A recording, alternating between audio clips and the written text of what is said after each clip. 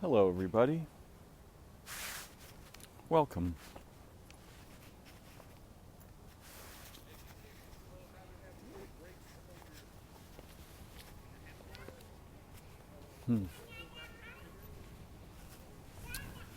It's Friday, the 28th of June. Sometimes time seems to flutter by.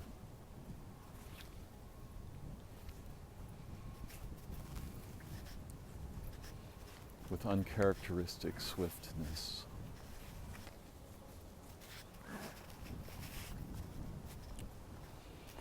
It's a warm and breezy day here.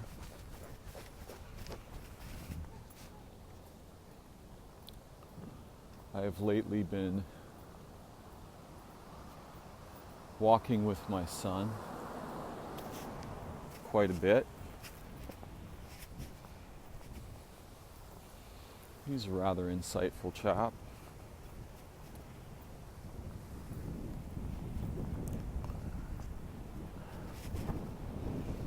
And problematically too intelligent for his own well-being. Thankfully, at this phase of his life, most of his intelligence has turned toward making humorous comments. And he is very funny about this. We've had a few adventures lately, mostly minor walking adventures.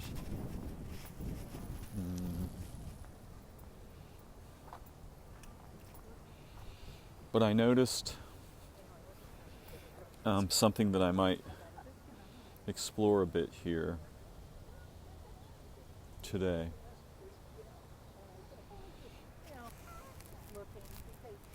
Which is that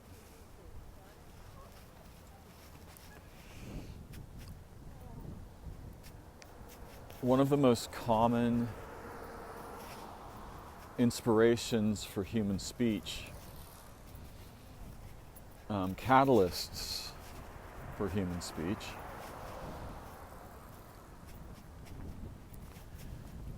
turns out to be measurement, and particularly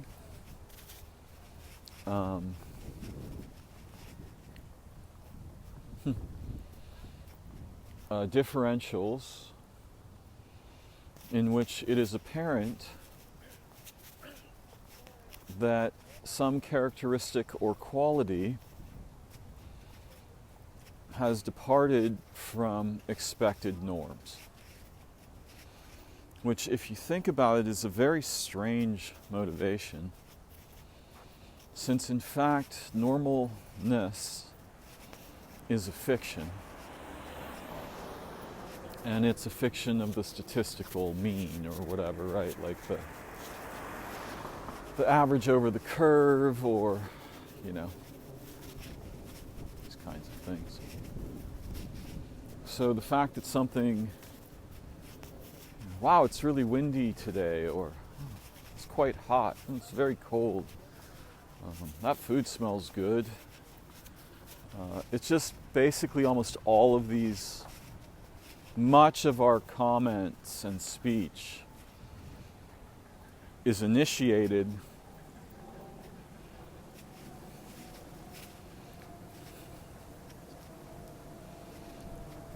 by evaluative behavior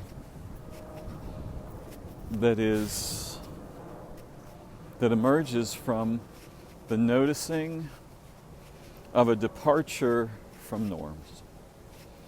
And so it's quantitative. Oh, there's a lot of this. Oh, there's not very much of this. Oh, that man has a big beard.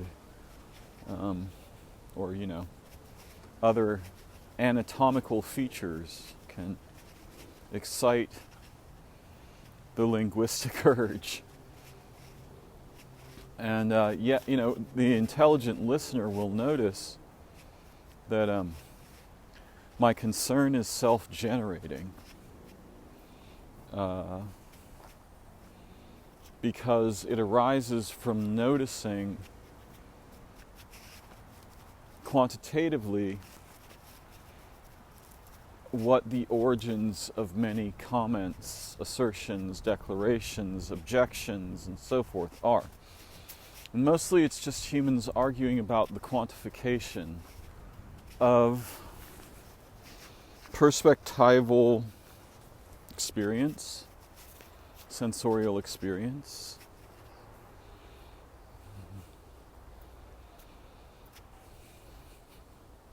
And I find this very strange.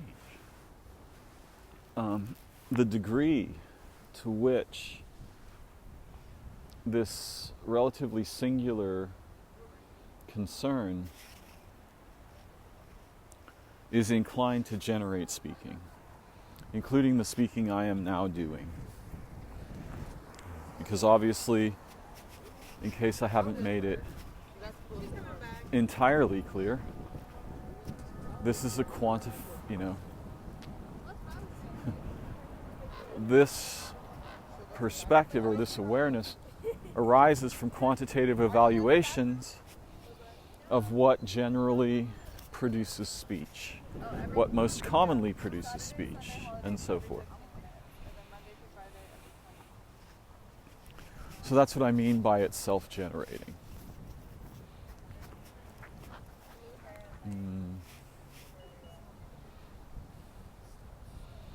And I'm not sure exactly why I find this fascinating.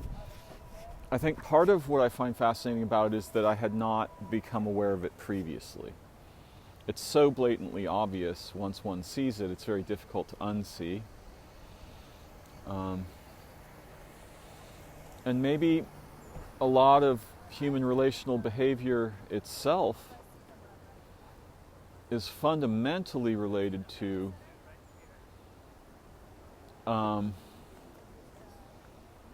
forming an evaluative milieu, cognitively, relationally, behaviorally, historically, futurially,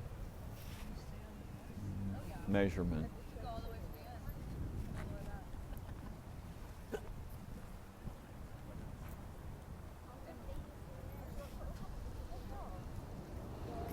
State checking of any kind is measurement. When we meet each other and we ask, "How are you doing?"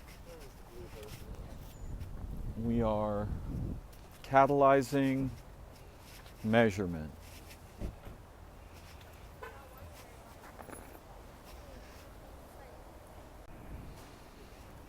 Now, of course, when we ask each other about states and so forth, the expectation is that we will report on our state.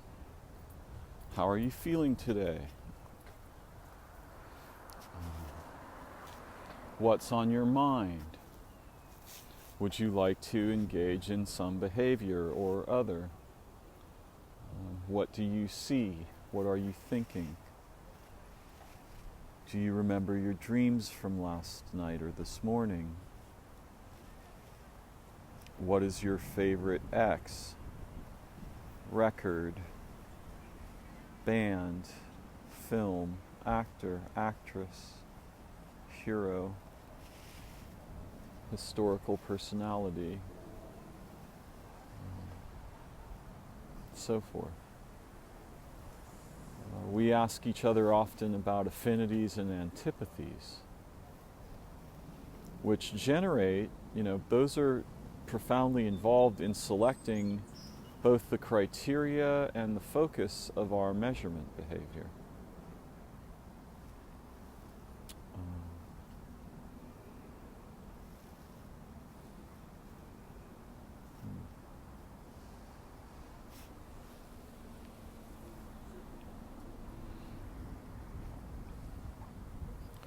If I, for some reason, feel something touch my clothing while I'm out, I will check to see what did it.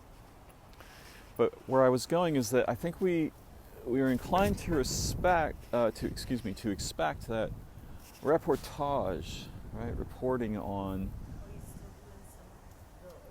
the results of state checking. We think that what we're going to get is a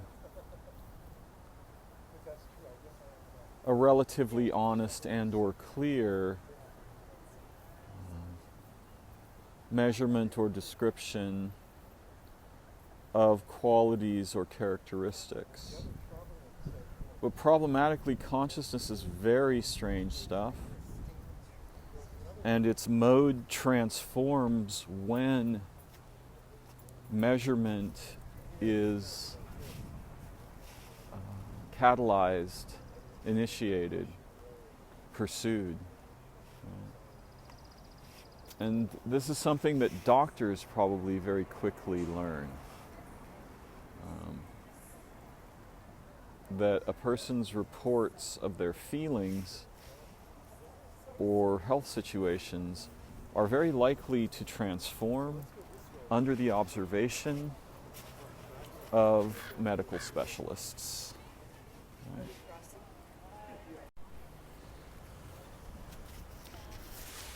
You know, when we think about human sensitivity to observation, what we are actually thinking about is sensitivity to being measured.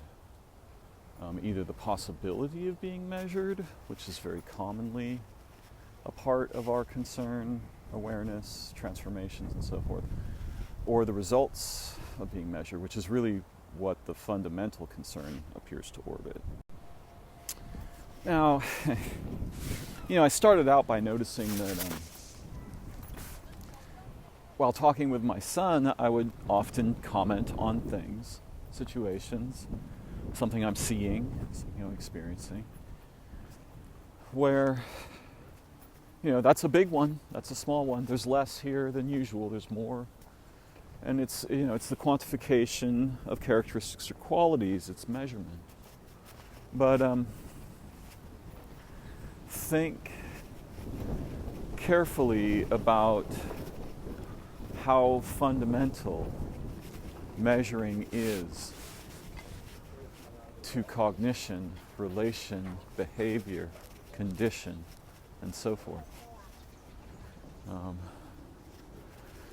The behavior that we moderns call shopping is an evolution of a broad array of behaviors. Actually, it's not an evolution, it's probably a devolution of a broad array of behaviors that probably began with hunting, scouting, gathering,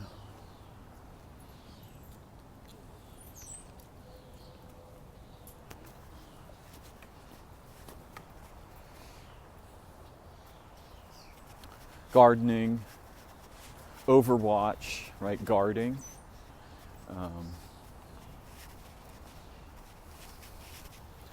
In fact, what you will discover if you look carefully at the basic principle of measuring in cognition, you may discover that there isn't anything else going on. In fact, the idea that something is going on is a result of measurement. The things we call senses are actually modes of measurement. When we shop, we're trying to obtain things. We make determinations about quality, price, and so forth. And there's a lot of there's some philosophical locutions around, that would be really interesting if this is what I think it is. It certainly looks like it might be. I've been looking for shakuhachis and then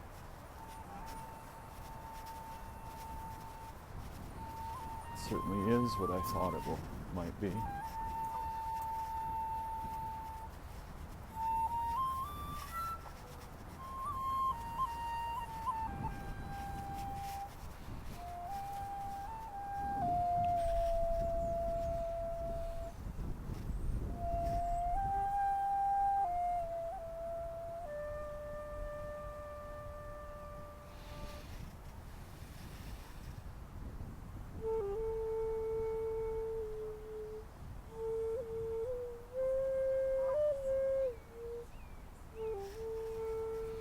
and specifically looking for root piece shakuhachis, which is what that man is playing. I haven't seen one played in probably 30 years in public or anywhere. I started looking for one a couple days ago, and now there's a man playing one. Are these related? I have to use measurement to determine this, right? Our whole idea, so then you have the problem of measuring measurement, which is essentially what I'm doing in this conversation.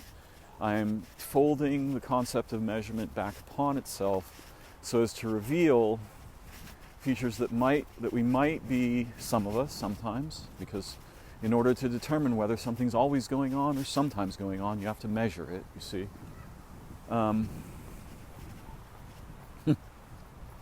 Yeah, I hope you can see how incredibly problematical this is. Or at least, if not problematical, fundamental. In one sense, there isn't anything else going on, and I'm not intending to even approach the concept of the meaning of measurement in what we might think of as transphysical systems, i.e. quantum mechanics and so forth.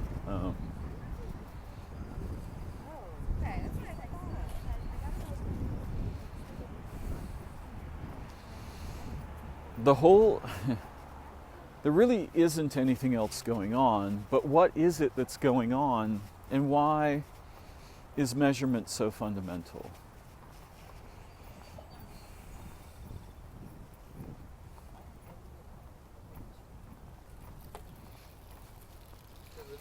You know, when we ask questions like, which is kind of absurd, we need to ask a better question than if a tree falls in the forest, is there a sound? And the reason we need a better question is because do we mean, does the phenomenon that humans point at with the English word sound occur or not? That's one question.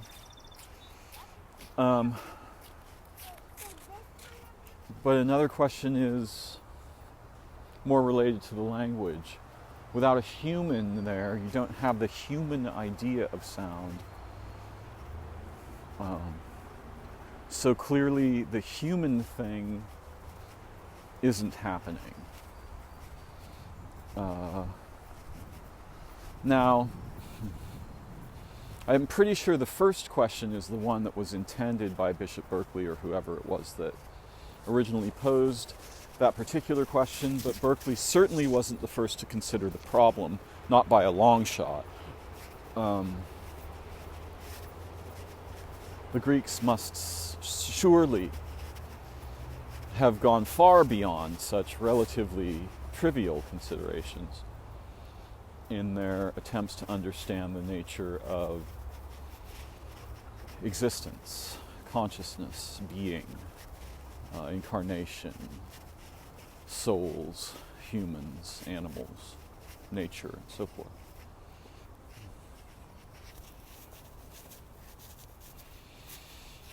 Measurement.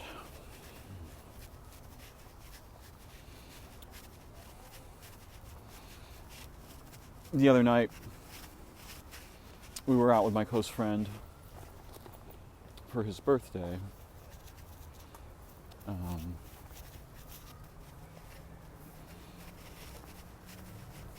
No, that's not true. I think it was the day before his birthday. And we were at an Indian restaurant in my neighborhood.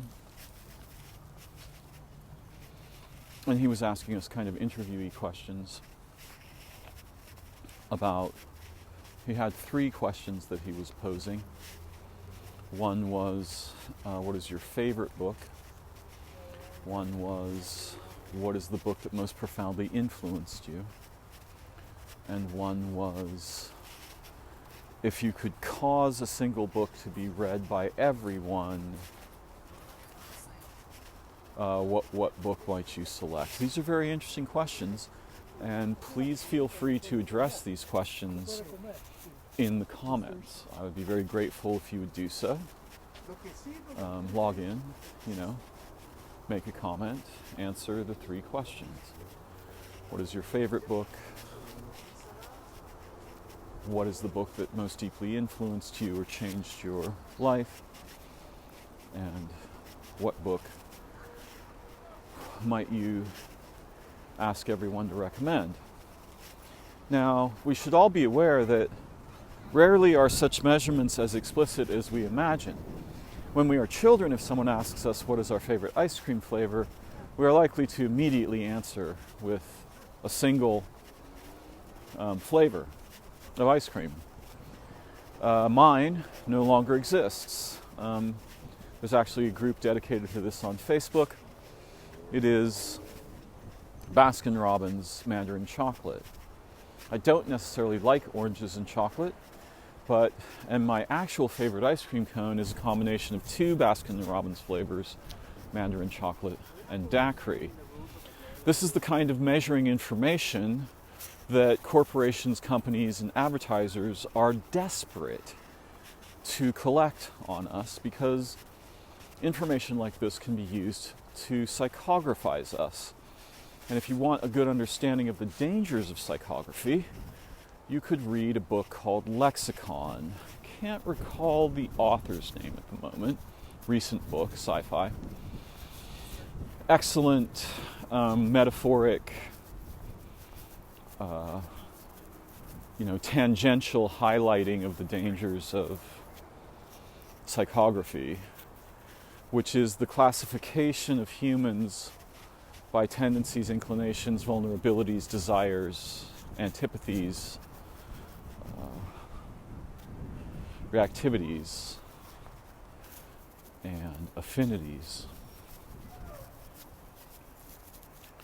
However, determining favorites is much more difficult if we become sophisticated, because we generally become aware that set and setting, circumstance, recent history, potential nearby futures, all of these dramatically affect and transform our, not just our state, but our manifold of potential self-efflorescence, developmental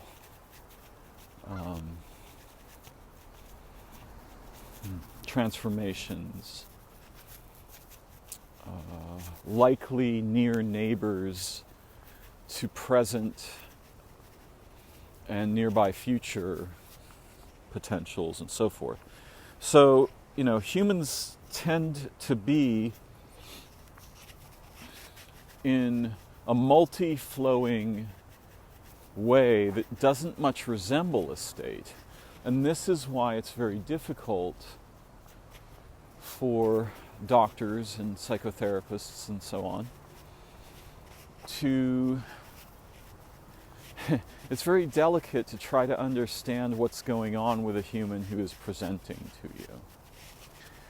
Because it's effectively impossible to subtract your own influence. This is why some therapists, particularly Lacanians, might simply have the person just start speaking and say nothing whatsoever during the entire session, effectively acting as a statue, right?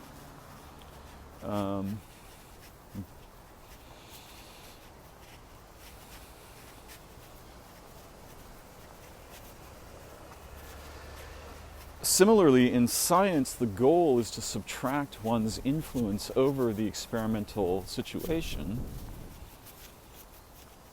in a sense, in trying to ensure a kind of anti-measurement. But eventually, we of course discovered that when things are small enough, it's impossible to subtract the influence imposed by observation.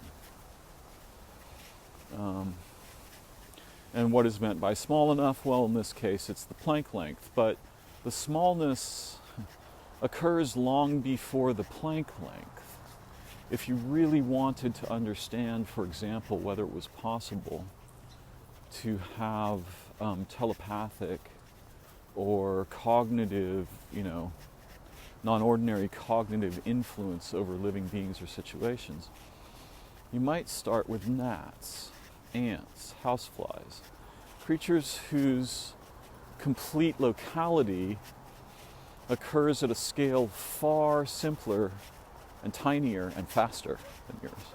It turns out that small usually equals fast, though you can flip the measuring protocols if you want, so that small equals slow in some unique ways and large equals fast. But generally speaking, smaller is faster.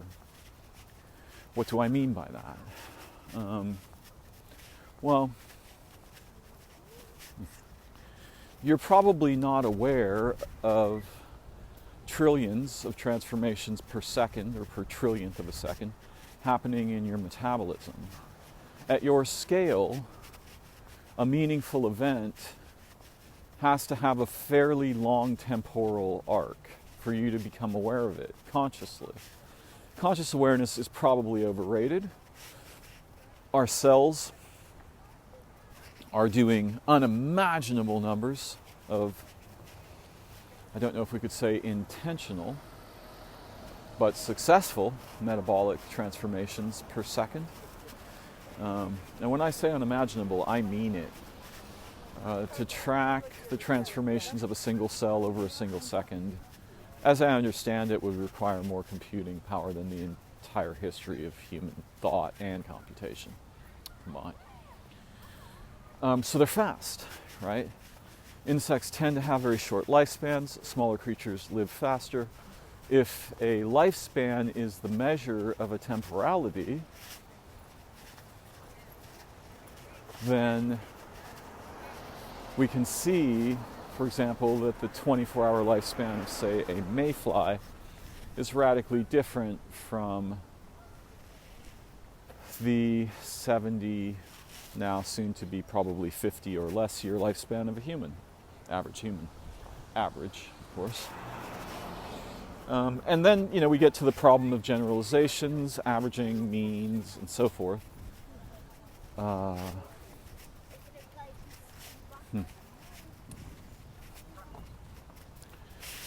So, we have this word in English, the word remarkable, which we might understand to mean catalytic of remarking, or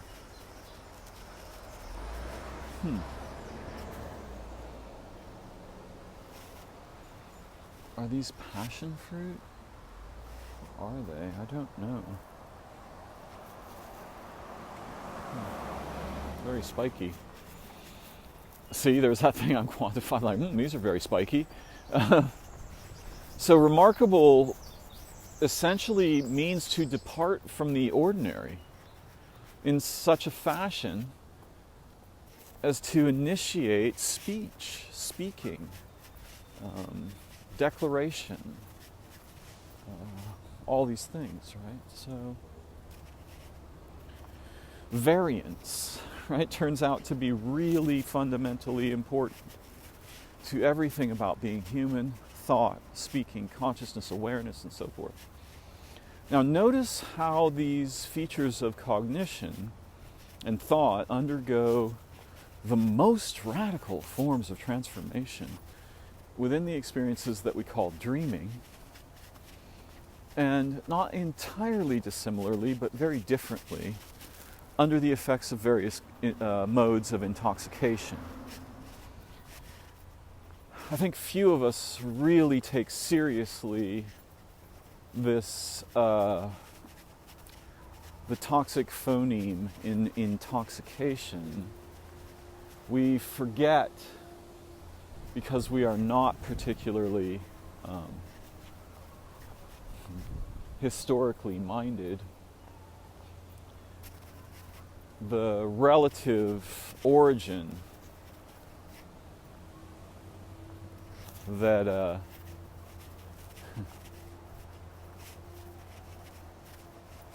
that brings these drugs, we call them, that differentiates them from poisons.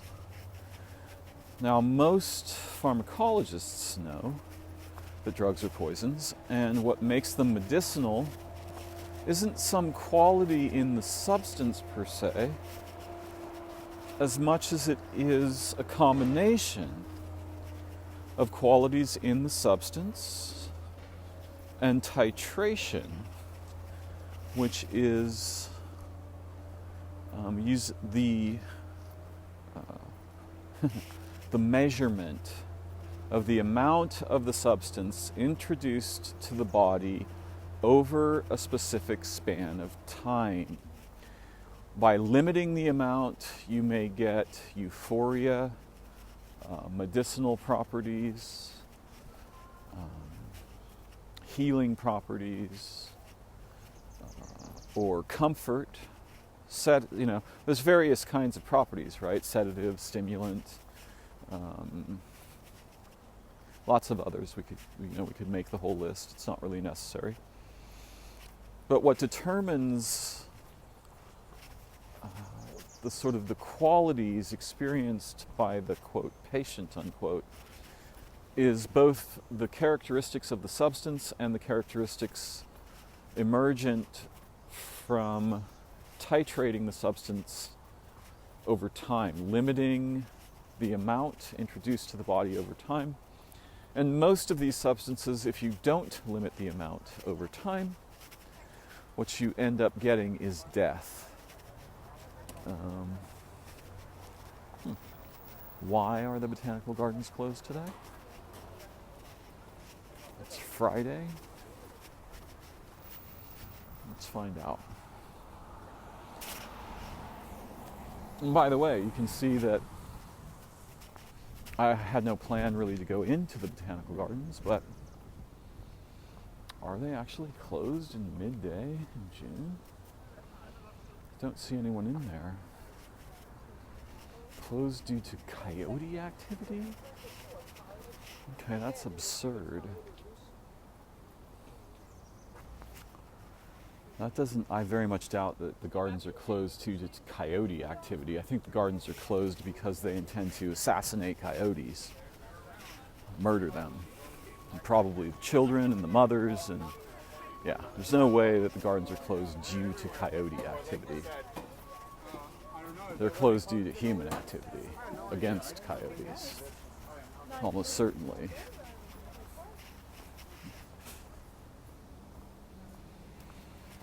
You see, language itself is an act of measuring, right?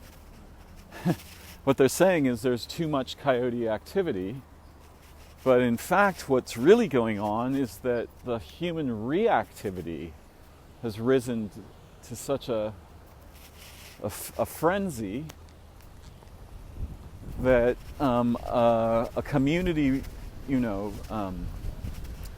asset, which some people have traveled thousands of miles to see on this day in history, is closed. There is zero danger to humans from coyotes. Let's be very clear about this. None. No danger whatsoever. Coyotes know to stay away from humans. The problem is more one of management and or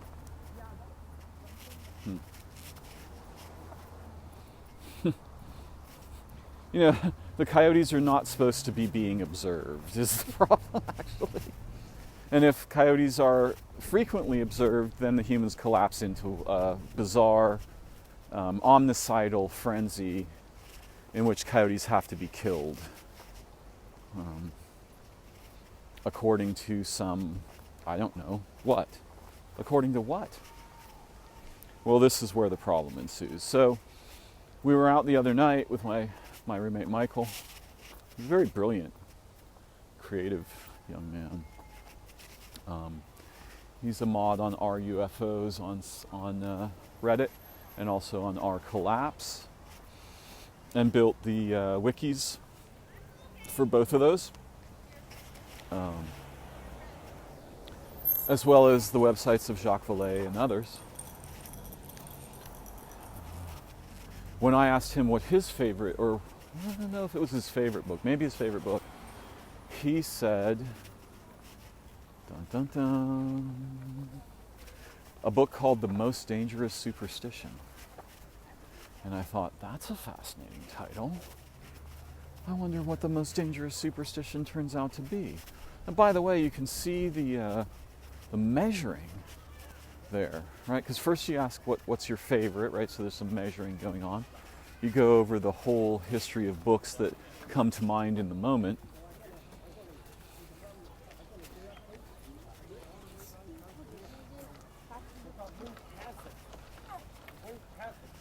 And then you select one that stands out a lot somehow. And you reiterate the language of its title, which is a pretty weird thing to do when you think about it, because it doesn't help you understand what the content really is. It might maybe help you understand a little bit of what the topic is.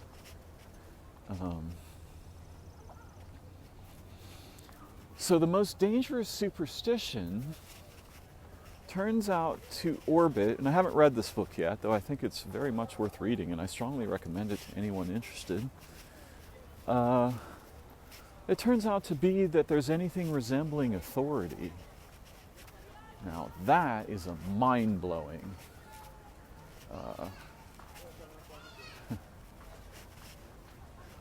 that is a mind-blowing indication. Very mind-blowing.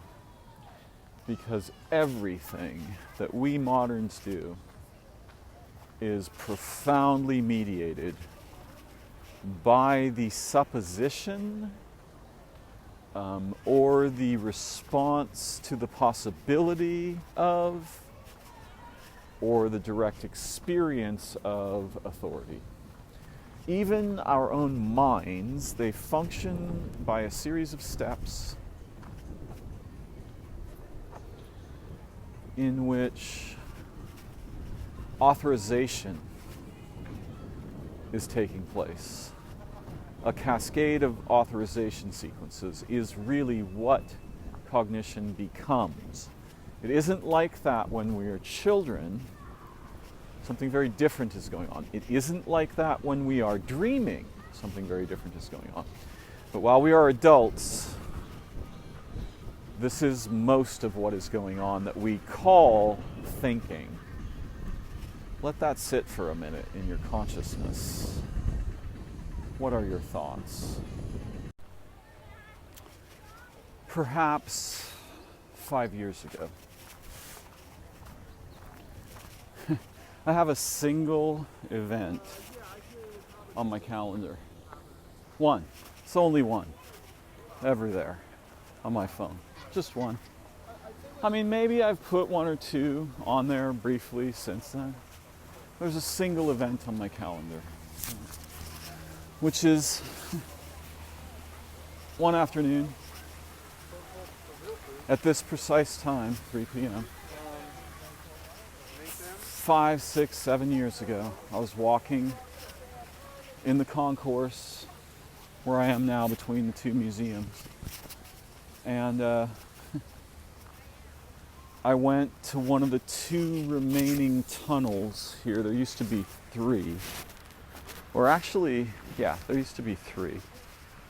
Were there 4? No. There were 3. One of them has disappeared into a parking garage. Thankfully, 2 more remain. There's actually a third one in front of one of the 2 that remains, or further toward what the north. But yeah, in one of these tunnels there was a man who had set up with his tablet on a music stand, and he was singing a cappella ancient music. And it was one of the most beautiful things I have ever heard in my life. I used to sing some things similar to what he was singing very long ago. I went into the tunnel where I do sometimes sing myself, very unskillfully compared to him. If comparisons, right, are the important thing. Because if comparisons are the important thing, we're not going to make music. We're not going to learn to drive a car. Right? We're not going to learn to ride a bike. We're not going to learn at all, because there's always going to be people who are excellent at what we are mediocre at if we can do the thing at all. So yeah, there's a calendar item, 3 p.m. Friday. which relates to this event, who knows how long ago, to remind myself to go back there and see, right, if he was there again, as I am doing now. I have only done it maybe 2 or 3 times since then, but the item remains on my calendar.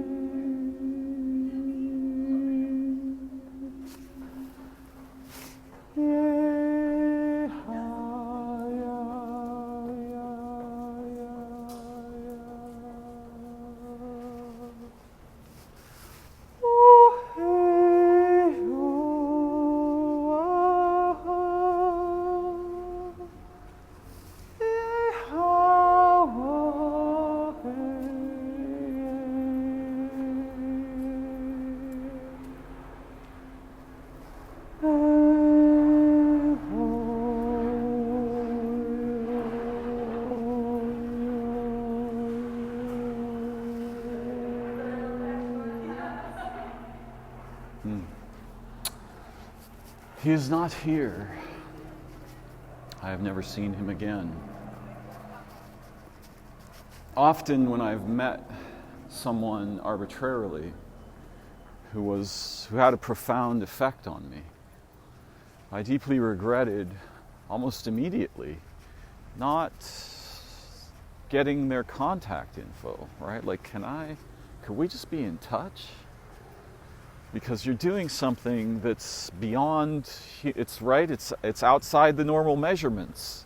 And it really is affecting me, and I feel a resonance with that. I feel the gravitic pull. I want to do that. I want to know this.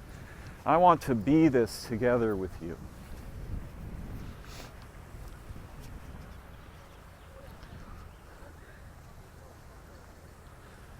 And so often, we just meet. There's some sort of communication arises between us, and then we depart. And there's something beautiful about the transience of such situations and relationships. Very beautiful. But it's too easy for us moderns, for our lives to become a kind of a desert of meaningful roles and activities, relations and behaviors.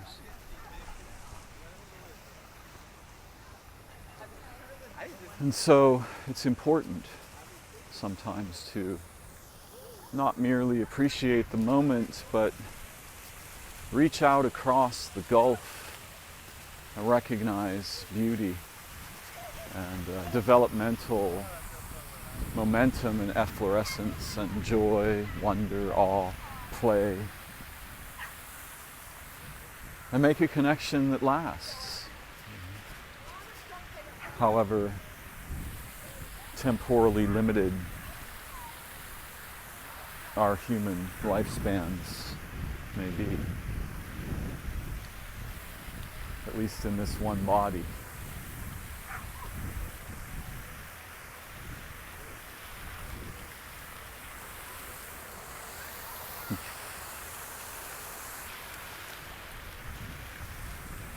Time, calendars, schedules, these are all measurings. But what I was talking about earlier was authorization, and the book that Michael recommended is a complex assault on the idea that there's anything resembling extrinsic authority, which is, of course, the origin of the desire for, the origin of the motivations for surveillance, prisoneering, war, religion, politics, and so forth. Right? All of these are authorization gambits, and it turns out that human cognition spins on a single axis, and it is this axis. If the point on which the gyroscope is spinning is authorization, then the circumference of its spin element is measurement. So these two fundamental principles will pay profound dividends should we become willing and curious in our explorations of their natures, features, and particularly how we can modulate them or even suspend them. Because the suspension of either of these two things, authorization, right, which is sort of the idea of rebellion, but rebellion tends to collapse ironically on its own origins by explicitly opposing something, right, which isn't actually freedom from it. If you explicitly oppose something, and let's face it, there's some good things to explicitly oppose, right? It's not like we should never do this. But we should be very aware that when we explicitly oppose something, for example, the anti-war movement, right? It doesn't really have the effect that we thought it would in most cases. And in fact, we're sort of making war on the idea of war and so on. So there's the problematical potential for ironic inversion when we explicitly oppose things. That's, again, doesn't mean there's no useful, if I see somebody hitting their child in the face, I'm going to try to get in the way. Well, I'm going to try to intervene somehow, That was a dumb example, but it does happen, or even just hitting their child at all. I try not to police other people's behavior, but in some cases, there are situations in which I will begin to depart from the principles of non-interference. Many of those cases are cases in which I feel triggered and thus become reactive. And some of those cases, like the other day, my son and I were walking and there was a couple young men sitting on a bench, and clearly one of them was a graphic artist and he'd been drawing in his notebook. And I just stopped and I said, is it okay if I just look at that for a moment? That's amazing. That's beautiful, man. What you're doing there is just exquisitely beautiful, right? And he was very excited, it was good, right? If he had said no and had sort of retracted or pulled away, I'd have honored that. But I wanted to see and praise and be excited together with him about his art, which is one of the reasons I live in this ridiculous, nonsensical city. For the sake of art.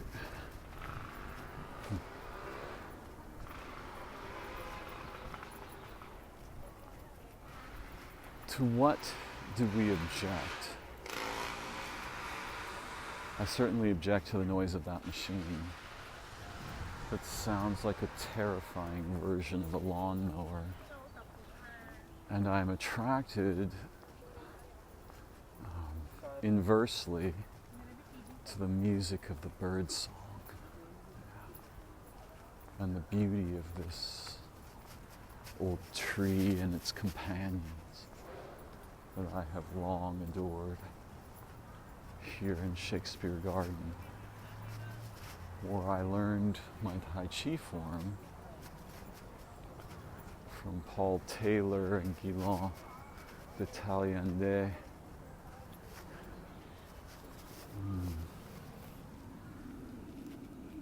The scent in this hole in the cedar tree, this portal, this living portal. I am affine to it, to this scent. And indeed this tree.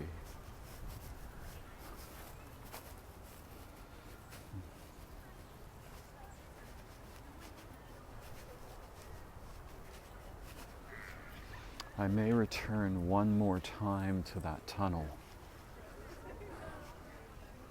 in case by some strange quirk of fate, the man is there singing. And I could introduce myself and understand where he studies and what he studies and with whom he sings and for whom he sings.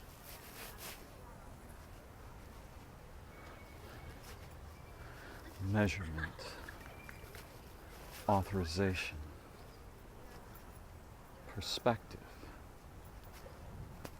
intention, motivation, beauty.